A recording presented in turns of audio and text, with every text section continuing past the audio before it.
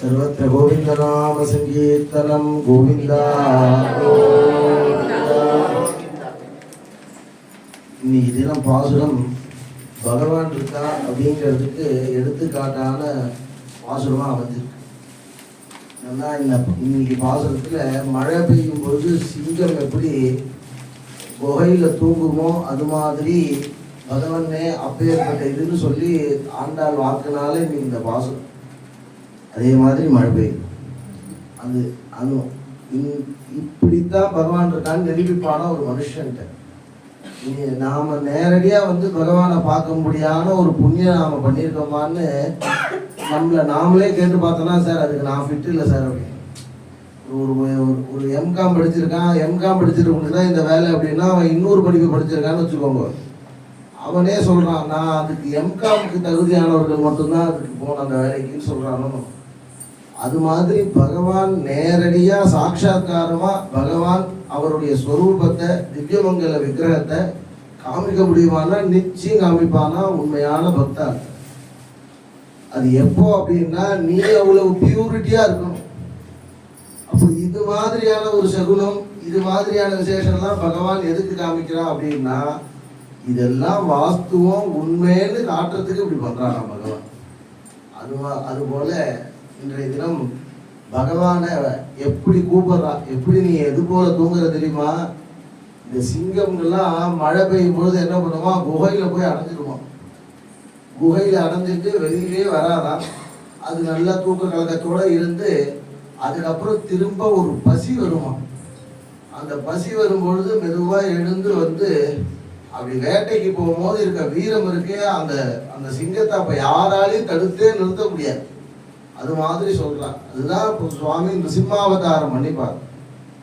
நிருசிம்மாவதாரம் என்ன விசேஷம் அப்படின்னா க்ஷிப்ரபிரசாதகம்னு அர்த்தம். க்ஷிப்ரபிரசாதகம்னா ரொம்ப சீக்கிரமா வரம் கொடுத்துருவாரா நிருசிம்மமூர்த்தி. உதாரணத்துக்கு ஆதிசங்கரர் பகவத் பாதால் பண்றார். ஆதிசங்கரருக்கு ஒரு வித்தை தெரியும். வித்தைன்னா தன் சரீரத்திலேருந்து தன் ஆத்மாவை இன்னொரு சரீரத்துக்குள்ள கொண்டு செலுத்தும்படியான ஒரு சக்தி இருக்காது. அப்படி ஒரு வித்தை இருக்கு. அந்த வித்தை அவருக்கு தெரியும். ஒரு காரணத்துக்காக அவர் அந்த ஆத்மாவை அந்த ராஜாவுடைய நாட்டினுடைய ராஜாவினுடைய சரீரத்துல கொண்டு போய் ஒரு விஷயத்தை தெரிஞ்சுக்கிறார். அப்படி தெரிஞ்சுக்கிறதுக்காக அவர் உள்ள போறார். இந்த ராணிக்கு தெரிஞ்சிருக்கு, மனைவிக்கு எப்பவுமே என்ன அப்படின்னா கணவன் மனைவி சண்டைன்னா நாம உள்ள நுழையக்கூடாது. ஏன் அப்படின்னா ராத்திரி சண்டை போடுவா, காலையில சேர்ந்து வருவான். இந்த அம்மா காஃபி கொடுப்பா, அவர் காஃபி குடிப்பார். அந்த சண்டையில நீ சேரவே கூடாதுங்கிற. ஏன் அப்படின்னு இது ராமாயணத்திலே சொல்றார் வால்மீகி. வால்மீகி கண்ணிலேருந்து தனியா வருது. அயோத்தியிலேருந்து ஒரு பத்திரிகை வந்திருக்கு. அந்த பத்திரிகையை பார்த்து வால்மீகி கண்ணிலேருந்து தனியா வருது. என்ன அப்படின்னா ராமன் அஸ்வமேத யாகம் செய்ய போகிறார். சீதை மாதிரி ஒரு தங்கமான விக்கிரகத்தை பக்கத்துல வச்சுட்டு அதை தொடர்பு யாகம் தர்மபக்தி இல்லாம பண்ண முடியாது. சீதை மாதிரி வச்சுட்டு பண்ண போறார் அப்படின்னு சொல்றார். அப்படி சொல்லும் பொழுது சீதை மாதிரி விக்கிரகம் சீதை இருக்கும் பொழுது சீதை மாதிரி விக்கிரகத்தை வச்சுட்டு இந்த ராமன் யஜ்யம் பண்றான்னு சொல்றாரு. இது எப்படி இருக்குன்னு தெரியுமான்னு மனசு வருத்தப்படுறார், அழறார் வால்மீகி. அந்த பட்டர்கள்லாம் போய் அதுக்கப்புறம் சீதைய அயோத்தியிலிருந்து வந்த பக்தர்கள் வந்திருக்கா, அவ ஏதோ கொடுத்துட்டு போறா, அதை பார்த்து அழறான்னா ராமனுக்கு ஏதோ கவலையோ நினைச்சான். இதுதான் வாஸ்துமான தர்ம பக்திங்கிற. ராமனுக்கு கவலை நினைச்சா வால்மீகிட்ட பயந்து கேட்கிறான், சுவாமி அயோத்தியிலேருந்து வந்துட்டு போறீங்களே, கண்ணில் ஜரம், ராமன் க்ஷேமமா இருக்காரா, தன் மாமியார் க்ஷேமமா இருக்காரான்னு கேட்கிறான். இது நடக்குமா? அது இந்த காலத்துல எதிர்பார்க்கவே முடியாது இல்லையா? கௌசல்யா தேவி சௌரியமா இருக்கானா, பரதன் சௌக்கியமா இருக்கானா அப்படிலாம் கேட்கலாம். அது போல அவெல்லாம் க்ஷேமமா இருக்காமா. என்னன்னா பகவான் நீ இருக்கும் பொழுதே உன்ன மாதிரி ஒரு தங்க விக்கிரகத்தை வச்சுட்டு அவர் யஜ்யம் பண்ணணும்னு நினைக்கிறாருமா அப்படின்னா, அவர் இதுல ஒன்றும் வித்தியாசமே இல்லையே அப்படின்னா, இதுல கூட ராமன் என் மேல ரொம்ப அன்பு வச்சிருக்காருன்னு இது ரொம்ப உதாரணம். ஏன்னா உண்மையான பக்தனா இருந்தா அப்படி தோணுமா. இதுவரையும் இந்த கவலையோட பகவான் என்ன விட்டுருக்கானே, இதை சமாளிக்கிற மாதிரி அப்படின்னு தோணுமா. சாதாரண ஒருத்தருக்கு கீழே வந்தாலே இந்த பகவான் என்ன கையை விட்டா மத்தியானம் கண்ணாமனா திட்டுறது வாஸ்துமான பக்தி கிடையாது அப்படின்னு அர்த்தம். அப்போ சீதை சொல்றா இது மாதிரி என்ன அப்படின்னு சொல்றான். அப்படி கேட்கும் பொழுது அந்த சீதை சொல்றா என்ன மாதிரி விக்கிரகத்தை வச்சுட்டு பண்றாரு, அவர் யாரு? சக்கரவர்த்தி திருமகன். ராமனுக்கு விசேஷம் என்ன? இந்த உலகத்திலே பும்சாம் மோகன ரூபாய புண்ணியஸ்லோகாய மங்களம். அவர் யாரு வேணாலும் அவர் நான் கல்யாணம் பண்ணிக்க போறேன்னு அறிவிச்சிருக்கான்னு தெரிஞ்சா போதும் கியூ கட்டி நிற்பான். அப்ப படிச்ச பொண்ணுங்கள்லாம் நான் கல்யாணம் பண்ணிக்கிறேன்னு ஓடி வந்துடும்.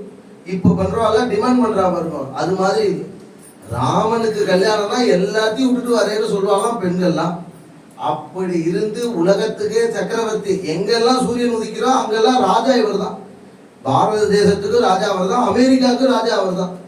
அது மாதிரி உள்ள பகவான் இப்படி கூப்பிட்டா இந்த உத்தரவு போட்டா வருவாளே, அதெல்லாம் இல்லாம சீதை மாதிரி ஒரு விக்கிரகத்தை தான் வச்சு நான் யாகம் பண்ணுவேன்னு சொல்றாரு. அப்ப என் பேர்ல அவருக்கு எவ்வளவு அன்பு இருக்கணும்னு சொல்றான். அது மாதிரி மனைவிக்கு தெரியுமா, கணவனை பத்தி முழுக்க தெரியுமா. அவர் அந்த ஆதிசங்கரர் உள்ள வந்தோடனே இது நம் கணவன் இல்லைன்னு தெரிஞ்சுட்டான்.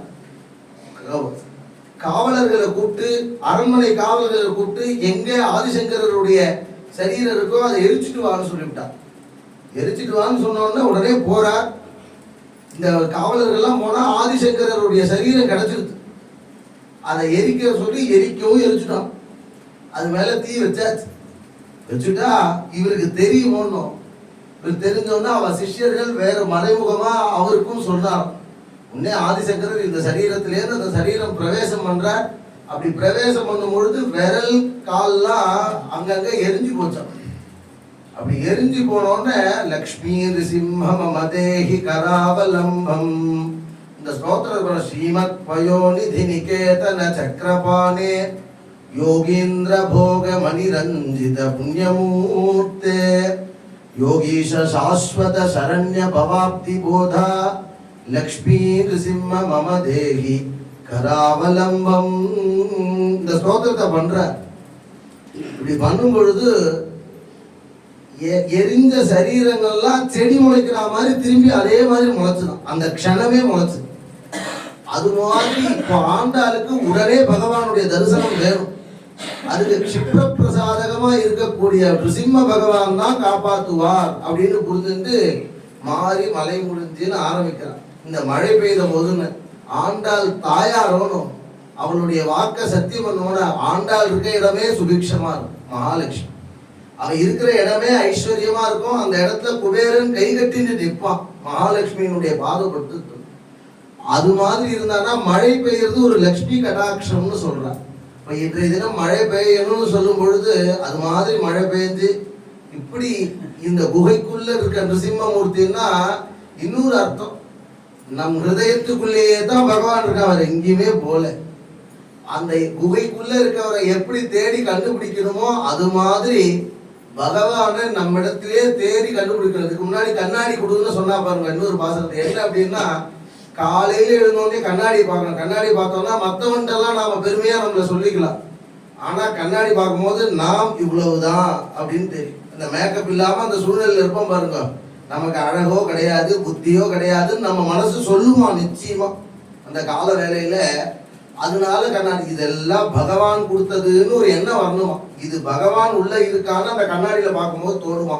அது சொல்றா சீரிய சிங்கம், ரொம்ப வேகமா இருக்கக்கூடிய அந்த சிம்ம பகவான், அந்த நரசிம்மமூர்த்தி சிறிய சிங்காசனத்தில் அமர்ந்து யாம் வந்த காரியம் ஆராய்ந்து அருளேலோர் எம்பாவாய். ஹிருதயத்துல எவ்வளவோ கஷ்டம் வச்சுட்டு இருக்கோம், எவ்வளவோ ஆனந்தம் வச்சுட்டு இருக்கோம், அவற்றை கொடுக்க எவ்வளவோ பிரார்த்தனை வச்சிருக்கோம். இத்தனையும் என்ன அப்படின்னா அதெல்லாம் நீயே எப்படி பண்ணணும்னு பார்த்துக்காது, என் கவலை இல்லை அப்படிங்கிறா. அதான் நிருசிம்மமூர்த்தியை பார்த்து சொல்லும் போது त्वयि रक्षति रक्षकै किमन्यै त्वयिचा रक्षति रक्षकै किमन्यैங்கிற. त्वयि रक्षति रक्षकै, நீ என்ன ரட்சி, நீ என்ன காப்பாத்து. நீ காப்பாத்தல அப்படின்னா கிமன்யை, வேற எவனால முடியும். பகவான் கைவிட்டான்னா அசிகித்யா பவப்பிராப்தா தூஷ்டிம் போஜ்யாகி தைரியதா. பகவானே கைவிட்டுட்டா அப்படின்னா எவனாலும் ஒண்ணு பண்ண முடியாது. யாருமே காப்பாற்ற முடியாது. பகவான் கைவிட்டவன் ஒருத்தனை பார்த்தான்னா அவன் போய் கை கிட்டு இருந்தா சார் அப்புறம் வாங்க சார் நான் ரொம்ப பிஸியா இருக்கேன் சார் அப்படிமா. பசிக்கிறது நீ சாப்பாடு போடு அப்படின்னா இப்போ ஏன் இப்போ என்ன அவசரம் அப்படின்னு இவ கேட்பான் சொந்த மனைவி. இது மாதிரி பகவான் கைவிட்டா அப்படின்னா நடக்குமா? அப்போ தொய் ரக்ஷதி ரக்ஷகை கிமன்யை தொய் சா ரக்ஷதி ரக்ஷகை கிமன்யை, உன்னை விட வேற யாரும் கிடையாதுன்னு சொல்ற மாதிரி இந்த பகவான் ரிசிம்மமூர்த்தியை பார்த்து அவரே ஆராய்ந்து அருளேலோர் எம்பாவாய் அத்தனை பிரார்த்தனையும் அத்தனை விசேஷமும் பகவான் போய் அவரே நம்ம ஆராய்ந்து இவன் குழந்தை ஸ்கூல் படிக்கணும்னு நினைக்கிறான், அவனுக்கு ஒரு சீட்டு வேணும், இந்த இடத்துல படிச்சா நல்லா இருக்கும்னு பகவானுக்கு தெரியுமா, அதை நீ குடுன்னு சொல்லி பிரார்த்தனை பண்ற. அத்தனை பேர் வந்திருக்கோம், எங்களுக்காக நீ குடுன்னு ஆண்டாள் இன்றைய தினம் கேட்கிறா. அதை சீரிய சிங்காசனத்தில் அமர்ந்துன்னா வேற எங்கேயும் போயிடாதன்னு அர்த்தம். என் ஹிருதயத்திலேயே வாசம் பண்ணுங்கிற, என் ஹிருதயத்திலேயே வாசம் பண்ணு, அங்கேயே உட்காரு, நான் என்ன நினைக்கிறேனோ கல்மஷங்கள்லாம் போக்கிடு, துக்கங்கள்லாம் போக வச்சுடு, சந்தோஷத்தை கொடு, எது நல்லதோ எனக்கு கொடு அப்படின்னு சொல்றோம். அப்பேற்பட்ட விசேஷமான பாசுரம் இது. உண்மைங்கிற மாதிரி இயற்கை இயற்கை யாரு அப்படின்னா மகாலட்சுமி.